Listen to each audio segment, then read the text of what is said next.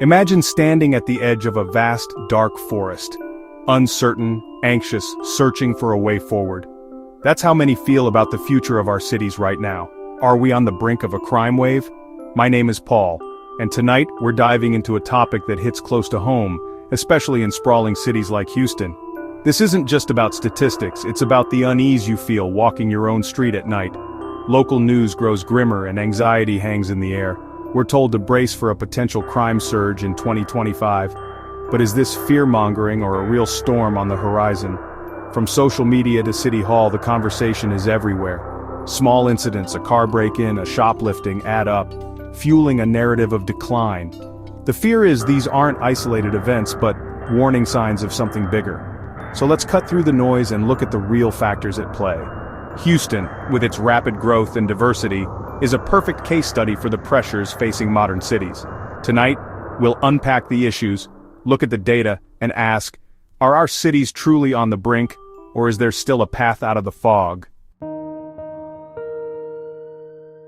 The economy is a powerful driver of crime. When people lose jobs and can't pay bills, desperation sets in. Inflation eats away at savings, and every trip to the store feels like a gut punch. Wages stagnate while costs soar, creating a pressure cooker. When legal means fail, the temptation to turn to crime grows. We're not talking about masterminds, just parents stealing baby formula or someone siphoning gas to get to work. Economic strain fuels not just petty theft, but entire underground economies. Black markets for stolen goods and organized retail theft rings flourish when legitimate jobs disappear. This isn't an excuse, but a critical explanation. Ignoring economic desperation means misunderstanding the root of the problem. Experts warning of a crime surge in 2025 are watching these economic indicators closely. Layoffs, rising costs, and widening inequality create fertile ground for crime. If we don't address financial hardship, we leave the door wide open for crime. The link is direct, and we can't afford to ignore it. Beyond money, trust is the glue that holds society together. When trust breaks down, divided by wealth, race, or politics, resentment and violence can grow. In cities like Houston, stark divides are visible manicured neighborhoods next to neglected ones. When people feel left behind, faith in institutions, including law enforcement, erodes. This vacuum allows violence to thrive, as people take matters into their own hands. Policing is also in flux. Calls for reform have led to shifts in strategy and morale. In some areas, police are less proactive, leaving residents feeling vulnerable.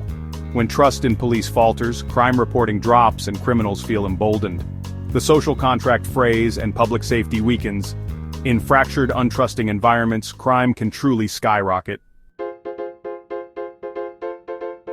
Houston's rapid growth brings opportunity and new risks.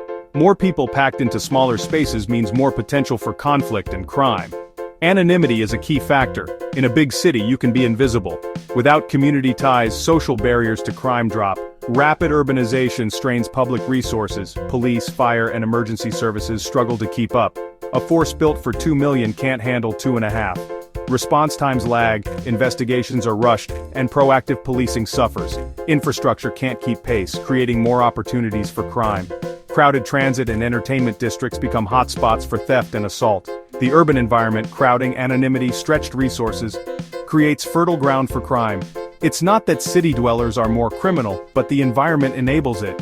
As cities grow, managing these risks is a major challenge. The stakes are only getting higher. Not all crime is visible. Some of the biggest threats are digital. Cybercrime is now a multi-billion-dollar industry, evolving at breakneck speed. Hackers use AI to craft convincing scams and deepfakes, targeting even the tech-savvy. The rise of smart devices creates millions of new entry points for criminals.